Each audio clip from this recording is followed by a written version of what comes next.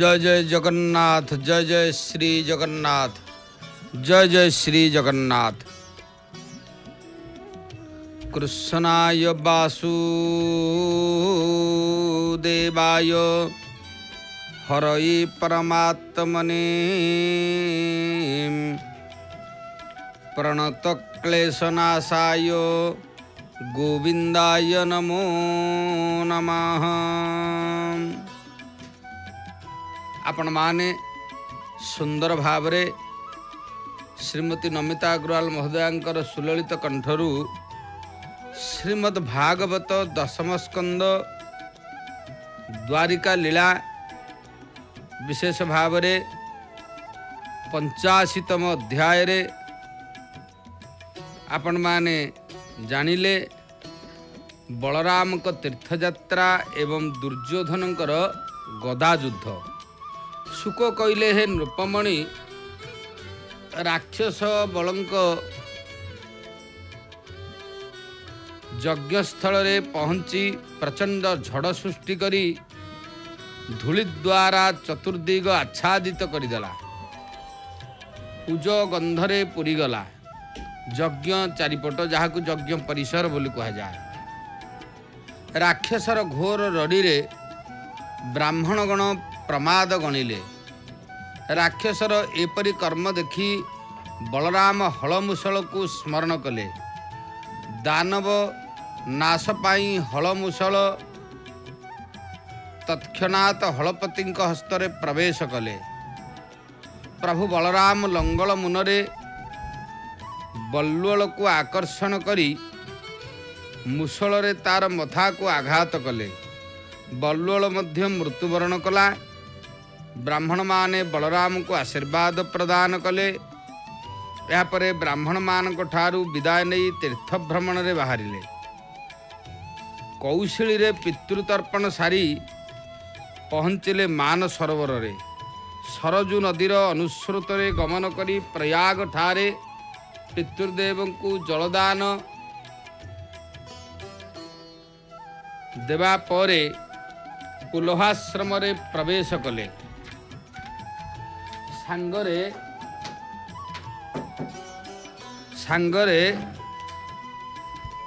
अछंती ऋषि एवं ब्राह्मणगण। ଏହା ପରେ प्रभु बलराम गया गंगासागर महेंद्र आश्रम आपण माने देखिए ये सब होचंती तीर्थस्थान। तेणु गया गया गदाधर क्षेत्र गंगासागर होचंती मध्य तीर्थस्थान। श्रीरंग तीर्थ ऋषभगिरी ताम्रपर्णी त्रिगर्भदेश ज्वालामुखी गोकर्ण तीर्थ एवं माहिष्मतीपुर मनु तीर्थ पर्यटन करी पुनश्च प्रभास तीर्थ रे पहुँचिले। सेठारे सुनिले कुरुपांडव युद्धरे अनेक राजा और सैन्य निहत हो सारी एवं भीम एवं दुर्योधन गदा युद्धरे रत रही। बलराम सेठारे पहुँची भगवान श्रीकृष्ण को आलिंगन कले।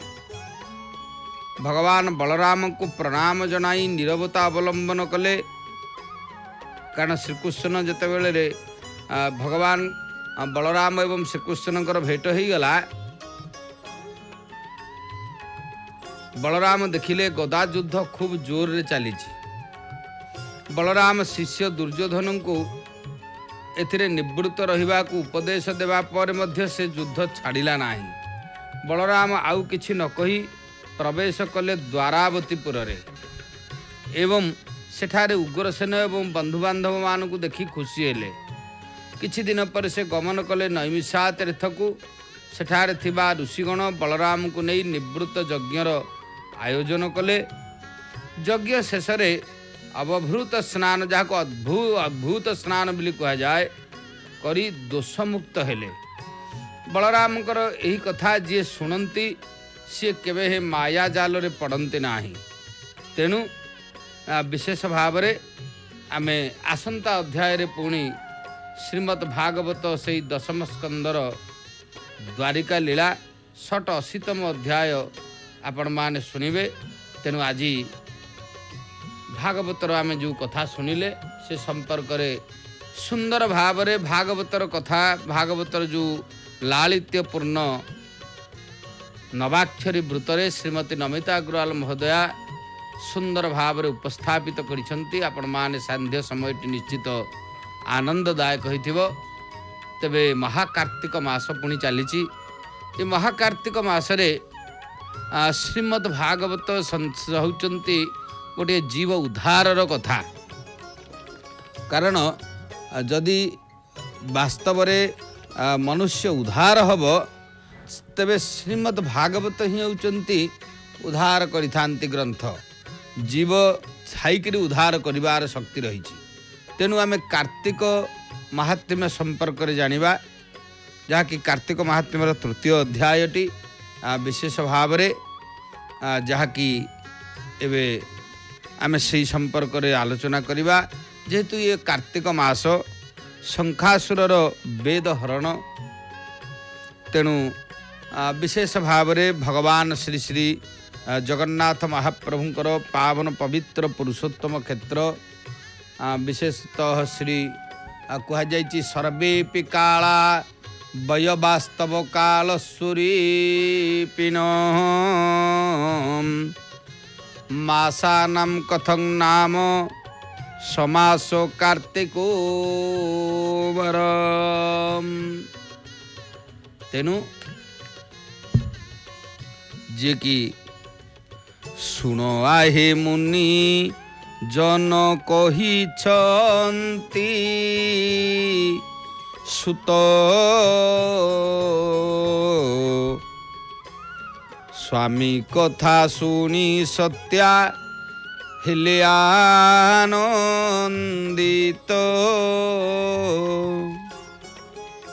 ଭଗବାନ ଶ୍ରୀକୃଷ୍ଣଙ୍କର କଥା ଶୁଣି ସତ୍ୟଭାମା ବହୁତ ଆନନ୍ଦ ହୋଇଛନ୍ତି। କାରଣ ଯେତେବେଳେ ନିଜ କଥା ଶୁଣିବାକୁ ପ୍ରଶଂସା ମିଳେ ସେତେବେଳେ ସ୍ୱାଭାବିକ ଆନନ୍ଦ ଲାଗେ।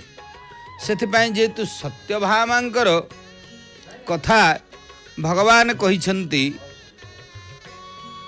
ସେଥିପାଇଁ ସତ୍ୟଭାମା ଖୁବ୍ ସନ୍ତୋଷରେ ଆନନ୍ଦରେ ଦ୍ୱାରକା ନଗରୀର ସେଇ ମହାନ ବୃକ୍ଷ ତଳେ ବସି ଏ କଥାକୁ ଶୁଣୁଛନ୍ତି। ଆଉ ବିନୟ ପୁଛା କରନ୍ତି ପତି ପାଦ ଧରି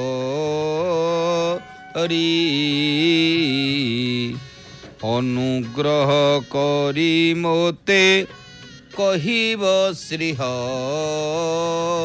ହରି। ପତିଙ୍କର ପାଦ ଧରି, କାରଣ ପତନାତ ତ୍ରାୟତେ ଇତି ପତ୍ନୀ, ପତନରୁ ଯିଏ ରକ୍ଷା କରେ। ଆପଣମାନେ ଦେଖୁଛନ୍ତି ଆଉ ଗୋଟିଏ ଦୃଶ୍ୟ ଆସୁଛି, ଯାହାକି ଆମର 22 ପାବଚ୍ଛରେ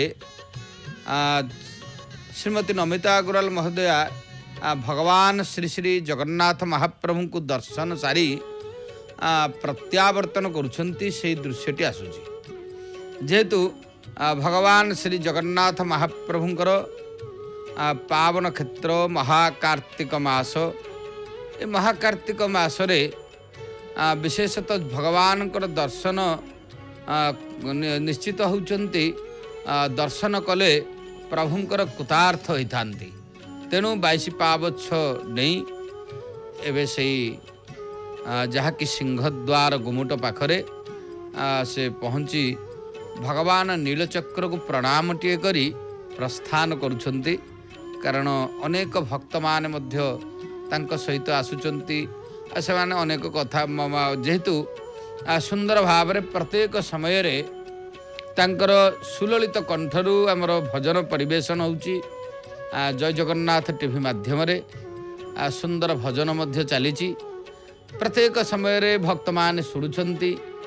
ତେଣୁ ଭକ୍ତମାନେ ମଧ୍ୟ ତାଙ୍କୁ ପାଖରେ ପାଇଲା ପରେ ନିଶ୍ଚିତ ସେ ଆହୁରି ଟିକେ ଆନନ୍ଦିତ ହେଉଛନ୍ତି ଏବଂ ଶ୍ରୀ भगवान श्री जगन्नाथ महाप्रभु पतितानम पतितोहम तमैव पापहारकम से पावनम पुरुषम देहि निश्चलाम भक्ति में विभो जी की पतित पावन को पाखरे सुंदर भाव से मध्य तांकर भक्तिपूत निवेदन करुछंती से दृश्य आसुची सिंहद्वार गुमुटरे आमे से दृश्यटी मध्य देखुचे जहाँकि भगवान को जो माने होचंती निश्चित तांकर सानिध्य लाभ करी अंतरात्मार गभीरतम प्रदेशरू दुख सुख सब जणी थांती सेथिपाई महाप्रभु श्री जगन्नाथ को दर्शन करी विशेष भाव रे आमर जी की जय जगन्नाथ टीवी रे प्रत्येक मुहूर्त रे जहाँकर कंठ आपण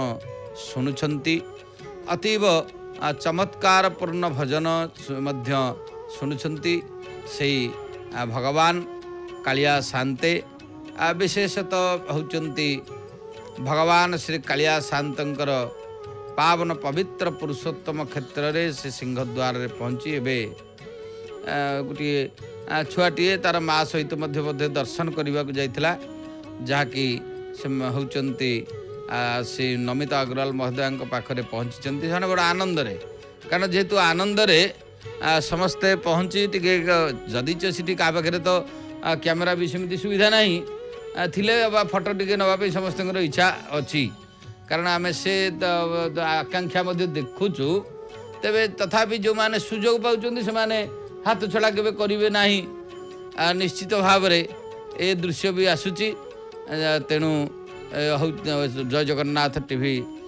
कार्यक्रमर अरुण स्तंभ से अरुण स्तंभ पाखरे दर्शन करी महाकार्तिक मास कारण महाकार्तिक मासरे प्रत्येक व्यक्ति चिंता करते टे भगवान कृपा ने से भाव में श्रीमती नमिता अग्रवाल महोदया जी की जय जगन्नाथ टीवी रे प्रत्येक मुहूर्त रे तांकर कंठ आपण माने शुणी थांती एबे किछि समय पूर्वर मध्य श्रीमद भागवत शुणुतिले एतत् व्यतीत अन्यान्य जो भजन भक्तिपूर्ण भजन जहाँ कि पारंपरिक भजन सदा सर्वदा मध्य से गाई थांती से पारंपरिक भजन भगवानकर पावन पवित्र क्षेत्र जेहेतु महाप्रभुंकर क्षेत्र होची अनन्य क्षेत्र तेणु से क्षेत्र रे पारंपरिक भजन सदा सर्वदा ये प्रचलित रहे से पारंपरिक भजन शुणी जहाँकर आपण प्रत्येक मुहूर्त रे तांकरी भजन को शुणी भक्ति भाव रे मध्य मजी जाई थांती से आज से दर्शन सारी वर्तमान प्रत्यावर्तन कलेनी जेहेतु भगवान श्री जगन्नाथ महाप्रभुंकर पवित्र पुरुषोत्तम क्षेत्र जो क्षेत्र की अनन्य क्षेत्र कहले अत्युक्ति हम ना जाऊ आमे होचंती सत्यभामा कहते श्रीकृष्ण को से कथा आलोचना करुतिले ता भितरे सिंहद्वार दृश्य मध्य आम पाखक आसिला एवं जी की सुगायिका जय जगन्नाथ टीवी सदा सर्वदा जहाँकर कंठस्वर गुंजरित होता है जय जगन्नाथ टीवी माध्यम से नमिता अग्रवाल महोदय से दर्शन कर फेरी सारे जहाँकि प्रस्थान कले बाहर को आसिले हेरी दर्शन सारी अनेक भक्त माने जो माने हठात देखीदे से खुशी अनुभव भी करुँच हवा कथा निश्चित भाव में प्रत्येक मुहूर्त जहाँकर कंठस्वर शुणुंट देखिले निश्चित आनंद अनुभव करेंगे समस्ते टे फोटो उठेवा इच्छा भी रोचे यह भी स्वाभाविक कथा तेरे जाऊ जगन्नाथ महाप्रभुंकर पुनर्बार आम से नीलाचल धामर पवित्र स्थान को दर्शन करुचे नीलचक्र उपरे पतित पावन बाना जो पतित पावन बाना जो बाना को होचंती वास्तव रे आमे दर्शन करदेले प्रत्येक प्रकार दुख हरण हो जाए कारण से होचंती दुख हारी भगवान होचंती दुख हारी तेणु ए कार्तिक पुराण कार्तिक महात्म्य रे कहा जाइछि कार्तिक व्रतर कथा बुझाइब देव कहते ये कार्तिक व्रतर कथा को टिके बुझे दिंतु हे स्वामी हे प्राणनाथ कि प्रकारे केबे काहूँ होइला उद्भव आपणक प्रिय व्रत अटई जेहि शुणिबा पाई किचिते श्रद्धा बढ़ई। भगवानंकर कार्तिक व्रतटी हूँ सबुठारु प्रिय व्रत। हाँ प्रिय व्रत बोली कहुई कार्तिक व्रत को आउ कहउछंती ऋषिकेश शुण सत्यावती कारण भगवान ऋषिकेश पावन पुरुषोत्तम भगवान श्रीकृष्ण कहउछंती कहले हे सत्यावती कहिबा कार्तिक महा व्रतर उत्पत्ति। हाँ तमें जिते बेले मत पचारुच मु कौन कहबी नहीं निश्चय एक व्रतर उत्पत्ति कथा कहबी ना आउ कारण तमें जेहेतु मोर प्रियतमा मु तुम पाखे कहबी तो आउ कहबी क्या तेणु यही कथा भगवान श्रीकृष्ण चिंता करी कहउछंती कौन कहले पूर्वे सूर्य वंशी पृथु राजा दंड धारी नारद महामुनिंक पाद पूजा करी। सूर्यवंश रे जने राजा थिले तांकर ना होचंती पृथु जे कि पृथु राजा विशेष भाव रे होचंती तांकर प्रख्याति चारियाडे थिला। हाँ एभली होचंती सुनाम तांकर थिला जे पृथुराजांकर से चाहूचन तांकर प्रजा मान केतेबेले भोकरे नथिले तेणु सेई पृथुराजा नारद महर्षिंकर पाद पूजा करी कारण नारद होचंती त्रिलोकर कथा जानती।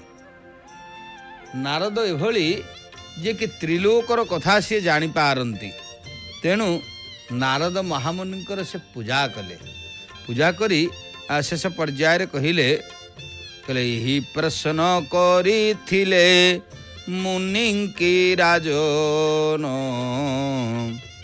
आउ मुनि कही थिले नृपतिंक सन्निधान। नारद को जिते पृथुराजा सूर्यवंशर महान प्रतापी राजा जे कि होचंती अतीब जहाँकर कीर्ति चारियाडे जस कीर्ति थिला से राजा जितेबेले होचंती कहिले सेतेबेले से नारद तांको एही महाकार्तिक व्रत संपर्क रे से समय रे संदेश देइछंती एवं सही कथा मु एबे कहिबी कारण से कथा कहिबा एबे शुण मन देई कार्तिक व्रत प्रस्ताव जेमंत अटई।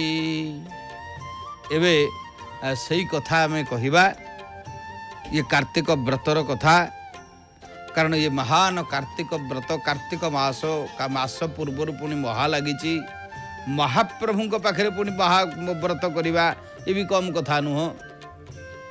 तेणु पूर्वे सिंधु गर्भे शंखा सूरज नमिला बाहुबले तिनि पुर लोकंकु जिनिला। पूर्व काल रे सिंधु गर्भरे समुद्र गर्भरे गोटे असुरटीए जन्म है कारण असुर माने विशेष भाव रे होचंती अनेक साधन मध्य करिथांती। असुर माने अनेक साधन करी सिद्धित्व प्राप्ति होइथांती। तेणु से तिनि पुर को होचंती जय करिगला। सुंदर भाव रे इठी आमे देखुचे महाप्रभुंकर सिंहद्वार महाकार्तिक मास पवित्र दिन आज पुणी शनिवार शनिवार रे भगवान को शनि सर्वांग विस्तर भगवान जगन्नाथ महाप्रभु को दर्शन कले निश्चित भाव में होउचंती आमर कल्याण होता है। तेणु शनिवार आज विशेष भाव में तेणु शनिवार रे प्रभु को आम जोड़ हस्तर प्रणाम करवा। देवाधि देवराज मणिमा पतित पावन नारायण पुनि राधा दामोदर बेशरे दर्शन दौरान मासरे कारण पतित पावन कर आपण माने देखुचंती राधा दामोदर बेश सुंदर भाव में से कार्तिक महात्म्यर कथा में आलोचना करुचे। कारण पूर्वे सिंधु गर्भे शंखा सूरज नमिला बाहुबले तीनी पुर लोकंको की जेनीला। एते पराक्रमी शंखासुरटी एते पराक्रमी जे से बाहुबल रे तीनी पुर को मध्य जय करिगला।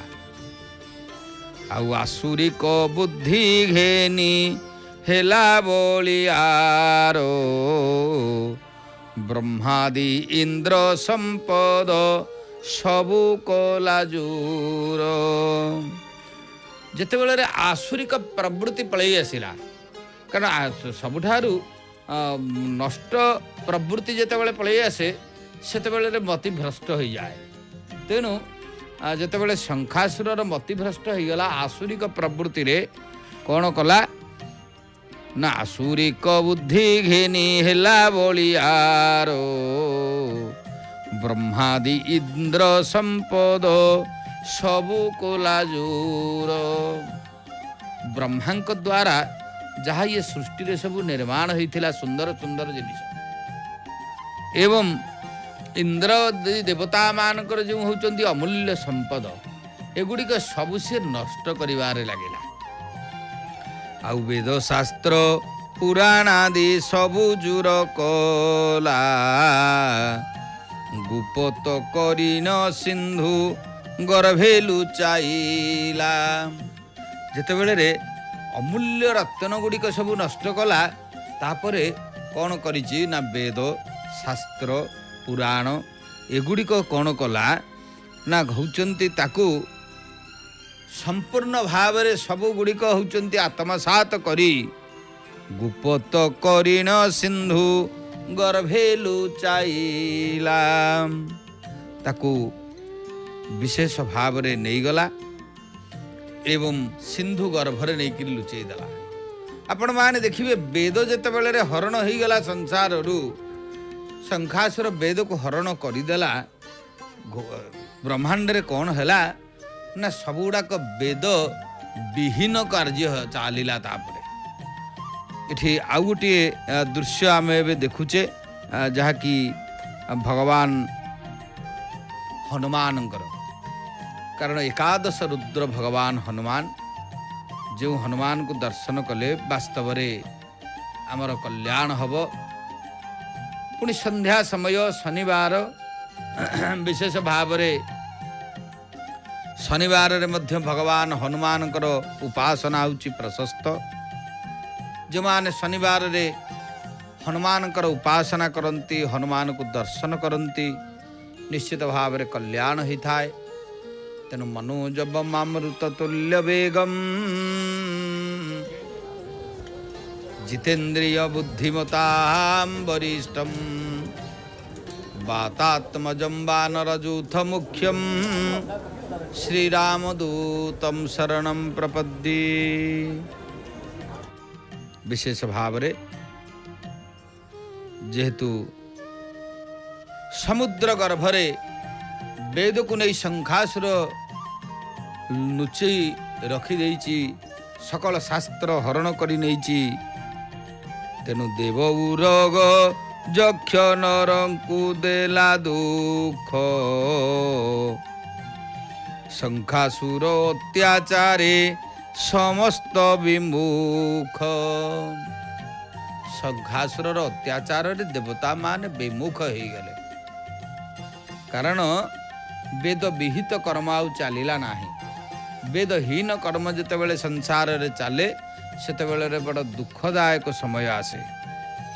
तेणु वेद विहीने सकल मुनि ऋषिगण ହୁତାସନେ ଆଉ ନ କରିଲେ ହୋମ କର୍ମ। ମୁନି ଋଷିମାନେ ଯେତେବେଳେ ବେଦ ଆଉ ରହିଲା ନାହିଁ ସେତେବେଳେ ଯାଗ ଯଜ୍ଞ ଭଲ ମନ୍ଦ ଏଗୁଡ଼ିକ ସବୁ ବନ୍ଦ ହୋଇଗଲା। ସନ୍ଧ୍ୟା ସମୟ ଭଗବାନ ହନୁମାନଙ୍କୁ ଧୂପ ଜଣେ ବାବାଜୀ ସେଠି ଦେଉଛନ୍ତି, ସେ ଦୃଶ୍ୟ ବି ଆସୁଛି। କାରଣ ଯାହାକି ଧୂପ ହେଉଛି ଗୋଟିଏ ସ୍ୱତନ୍ତ୍ର ଭାବରେ ଉପଚାରଟିଏ। ଭଗବାନଙ୍କୁ ହେଉଛନ୍ତି ସନ୍ଧ୍ୟା ସମୟରେ ଧୂପ ଦୀପ ନୈବେଦ୍ୟ ଦେଇ ଆଳତି ନିରାଞ୍ଜନ ଇତ୍ୟାଦି ଦେବତାଙ୍କର କରାଯାଏ। ସେଥିପାଇଁ ସେହି ଦକ୍ଷିଣ ଦ୍ୱାର ହନୁମାନଙ୍କର ଆପଣମାନେ ଦେଖୁଛନ୍ତି, ଯାହାକି ଧୂପ ଦୀପ ନୈବେଦ୍ୟ ସବୁ ଚାଲିଛି। ଆଉ କ'ଣ ହେଲା ନା ଧରଣୀ ମଣ୍ଡଳେ ଜଳ ବରଷା ନ କଲେ, ହୋମ ନ ପାଇନ ସୁର ଲୋକ ଦୁଃଖୀ ହେଲେ। ଦେବତାମାନେ ଯେତେବେଳେ ଦୁଃଖୀ ହେଲେ, ତାଙ୍କର ହୋମ ଯାଗ ଯଜ୍ଞ ବନ୍ଦ ହୋଇଗଲା, ବର୍ଷା ମଧ୍ୟ ଆଉ ହେଲା ନାହିଁ। କ୍ରମେ କ୍ରମେ ସଂସାରେ ହୋଇଲା ଶସ୍ୟ ହାନି, ଖାଦ୍ୟ ବିହୀନେ ବିନାଶ ହେଲେ ଜନ ପ୍ରାଣୀ। ଏହା ଦେଖି ପରମେଷ୍ଠି ଅତି ଦୁଃଖୀ ହେଲେ, ମୁନିଗଣ ଘେନି ବୈକୁଣ୍ଠକୁ ବିଜେ କଲେ। ପରମେଷ୍ଠି ଭଗବାନ ବ୍ରହ୍ମା ବଡ଼ ଦୁଃଖରେ ଚିନ୍ତା କଲେ ଯେ ଆଉ ଉପାୟ କିଛି ନାହିଁ, ନିଶ୍ଚିତ ଭାବରେ ବୈକୁଣ୍ଠପୁରରେ ଯାଇ ଭଗବାନଙ୍କୁ ହେଉଛନ୍ତି ଏ କଥା ଜଣାଇବାକୁ ପଡ଼ିବ। ଭଗବାନଙ୍କୁ ଏ କଥା ଜଣାଇଲେ ସେ ଆର ବିହିତ ବ୍ୟବସ୍ଥା କରିବେ। ତେଣୁ ସେଇ ଅନନ୍ତ ସାଇ ବିଷ୍ଣୁ ଯିଏ ହେଉଛନ୍ତି ଶାନ୍ତାକାରಂ ଭୁଜଗ ଶୟନମ୍ ପଦ୍ମନାଭಂ ସୁରେଶଂ ବିଶ୍ୱାଧାରಂ ଗଗନ ସଦୃଶଂ ମେଘବର୍ଣ୍ଣଂ ଶୁଭାଙ୍ଗಂ ଲକ୍ଷ୍ମୀକାନ୍ତಂ କମଳନୟନଂ ଯୋଗୀର୍ଭିଧ୍ୟାନଗମ୍ୟଂ ବନ୍ଦେ ବିଷ୍ଣୁ ଭବଭୟହରಂ ସର୍ବଲୋକୈକନାଥଂ।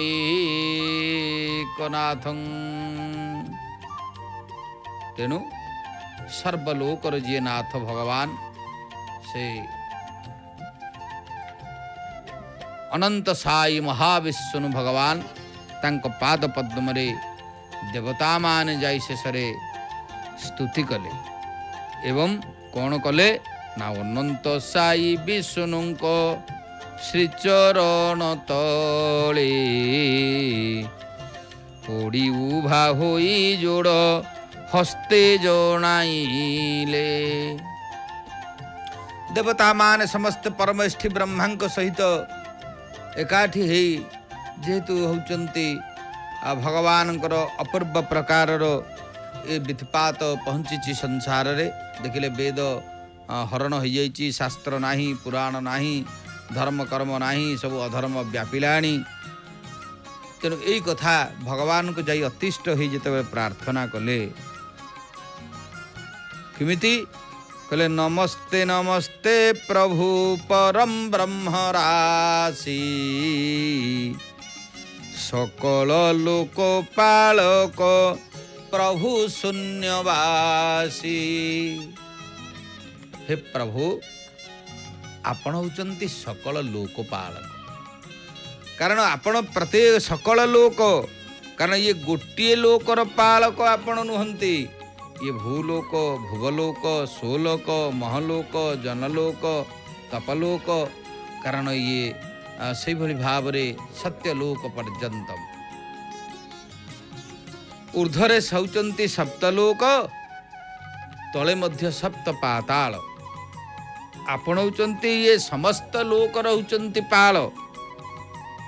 ତେଣୁ ନମସ୍ତେ ନମସ୍ତେ ପ୍ରଭୁ ଦେବ ଦାମୋଦର,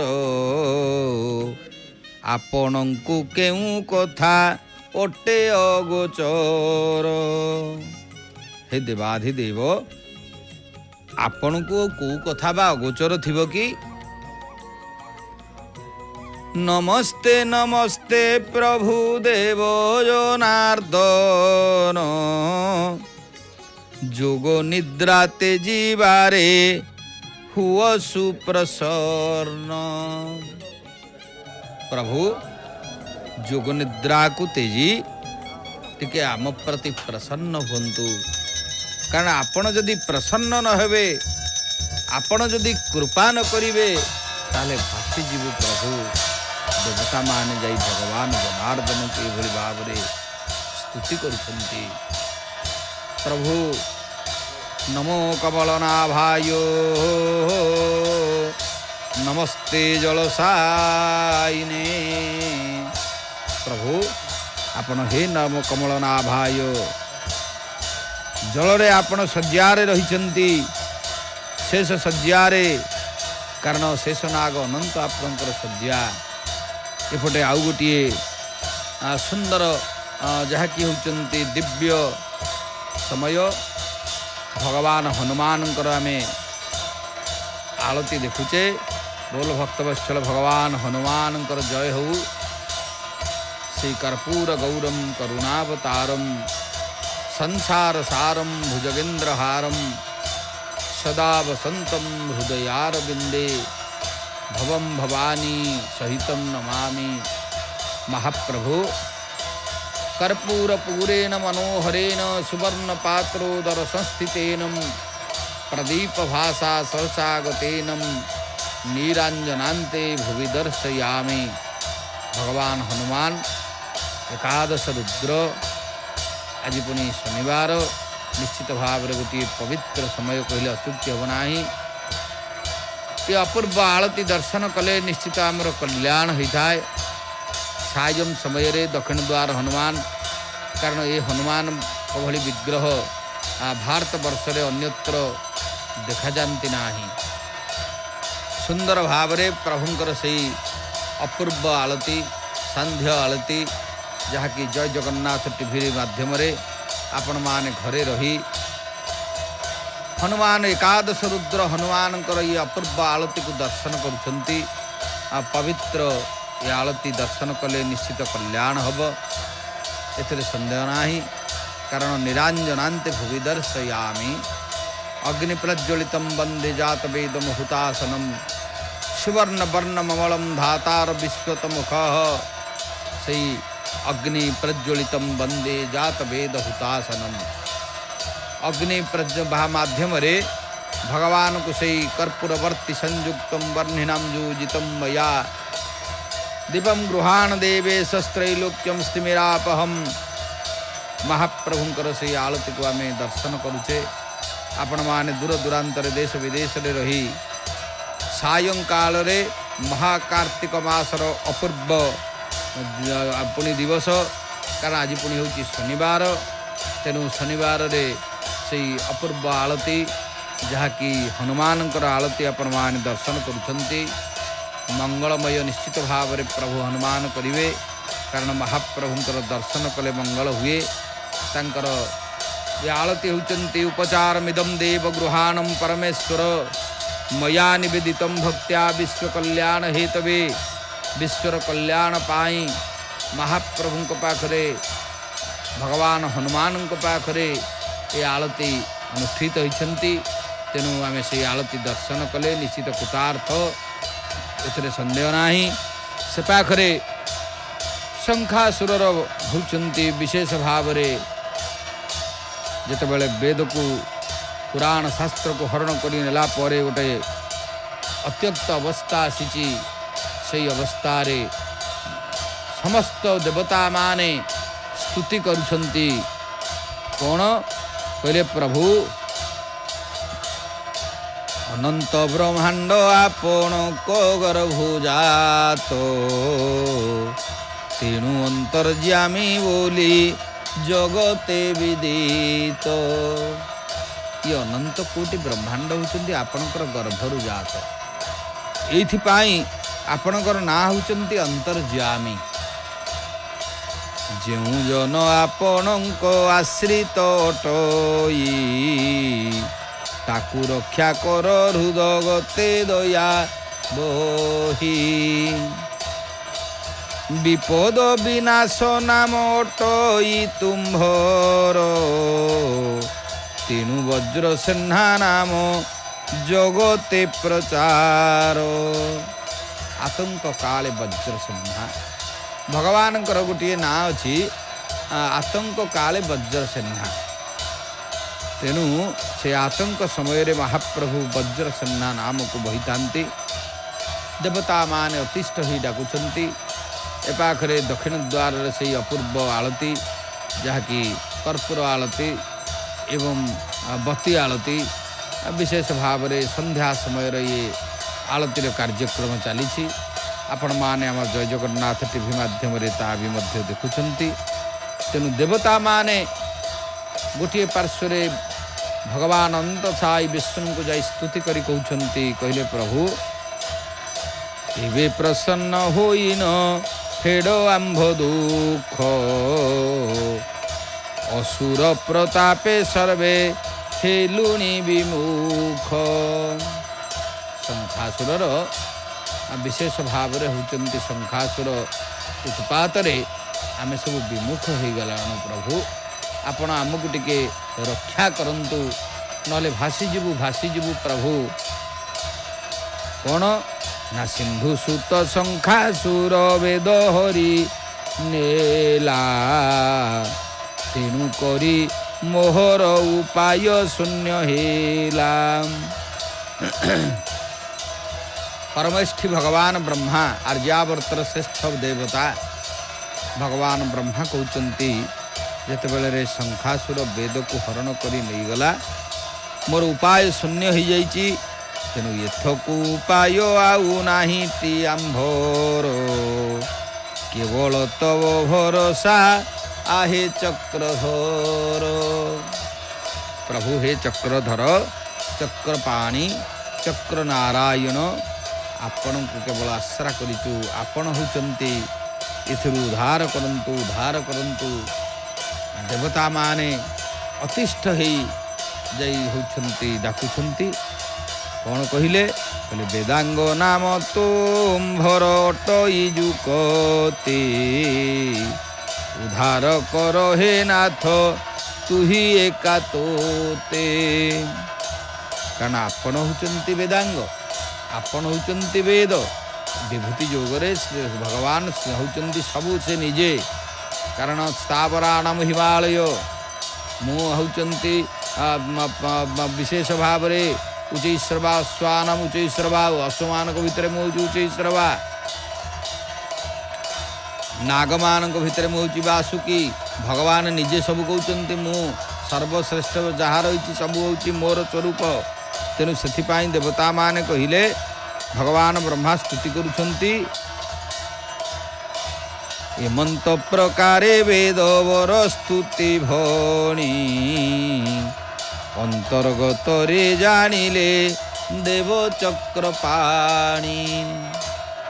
ଭଗବାନ ବ୍ରହ୍ମା ଯେତେବେଳେ ସ୍ତୁତି କଲେ, ଦେବତାମାନେ ସାଙ୍ଗରେ ଯାଇଛନ୍ତି। ବଡ଼ କାକୁତି ବିନତି ଅବସ୍ଥା, ଦୁଃଖର କଥା।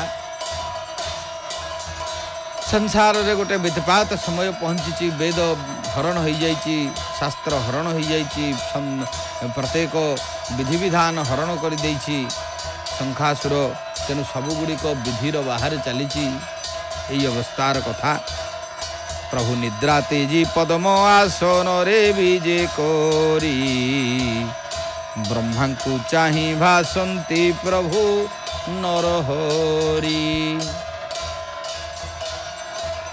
ପ୍ରଭୁ ଯୋଗ ନିଦ୍ରାରେ ଥିଲେ। ଉଠି ନିଦ୍ରା ତେଜି ଯେତେବେଳେ ରହୁଛନ୍ତି, ପଦ୍ମାସନରେ ବସିଲେ। ପଦ୍ମାସନରେ ବସି କହୁଛନ୍ତି, କହିଲେ ଯେ ବଣ କାରଣେ ଆସିଅଛ ଆମ୍ଭ ପାଶ, ସେ ସମସ୍ତ ଆମ୍ଭଙ୍କୁ ଅନ୍ତରେ ହେଲା ଦୃଶ୍ୟ। କାରଣ ସେ ଅନ୍ତର୍ଯ୍ୟାମୀ ନା, ସବୁ ଜାଣିପାରନ୍ତି। ଆପଣମାନେ ଯାହା କହୁନାହାନ୍ତି, ନୀଳାଚଳର ପୋଖରିଆ ଗର୍ଭଗୃହରେ ଥାଇ ଯିଏ ଯେଉଁଠି ଯାହା ଡାକିଲା, ପ୍ରଭୁଙ୍କୁ ସବୁ ଶୁଭୁଛି। ତେବେ ତାଙ୍କର କାନଟା କେଉଁଠି ରହିଲା? ଏଇଥିପାଇଁ ତ କାନ ନାହିଁ। अरे कोटी कोटी कान जार चारिआडे तांकर इठी जोड़िए कान लगी कौन होता तेणु से परा अंतर्यामी सबुआड़ू सबू शुणुंट तेणु सिंधु सिंधु सुत शंखासुर हरि अच्छी वेद आम्भे निश्चय ताहाकु करिबु प्राणे बद्ध एबे आम्भर वचन शुण देवगण आजि ठारू कर सर्वे यज्ञ आचरण तुम्हें माने गोटे कार्य कर देवता माने समस्ते आज ठारू जाई यज्ञ जाग यज्ञ कार्य कर एवं धर्म कार्य गुड़िक कर जप कर ध्यान कर यज्ञ कर ये सब कार्य आरंभ कर आउ कार्तिक मासरे प्रातः काले कर स्नान निर्मल चित्ते करिब तुलसी सेवन जेहेतु महाकार्तिक मास पवित्र महाकार्तिक मासरे जलरे स्नान कले पुण्य हुए कारण जलभागरे सब देवता माने थांती प्रत्येक देवता माने जलभागरे रुहंती बोली सही कथा भगवान कहउचंती कहले संक्षेपे कहूअछि संक्षेपे कहूछु हेब निरामिष भोजी काम क्रोध मद मोह माश्चर्य बरजी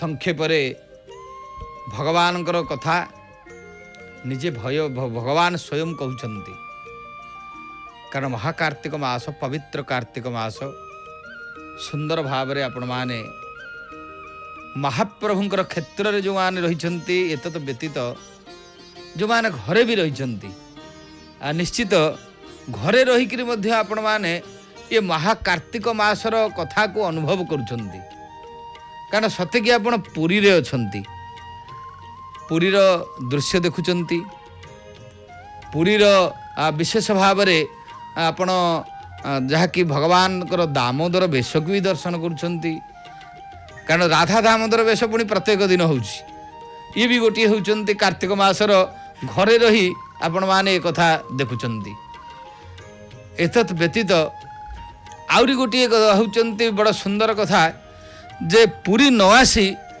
पुरीर भाव आपण प्रत्येक मुहूर्त अनुभव करुचंती एथिपाई भगवान निजे कहिसंती कहले काम क्रोध मद मोह माश्चर्य बरजी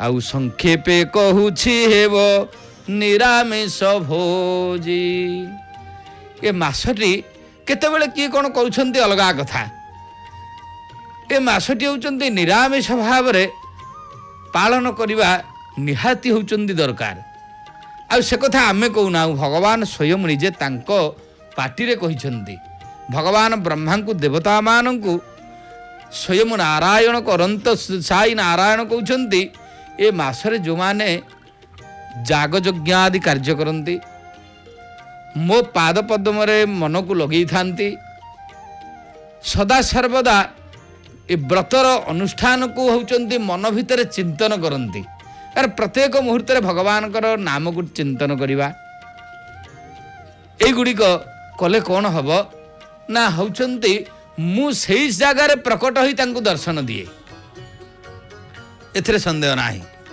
तेणु विशेष भाव रे भगवान श्री जगन्नाथ महाप्रभुंकर ये क्षेत्र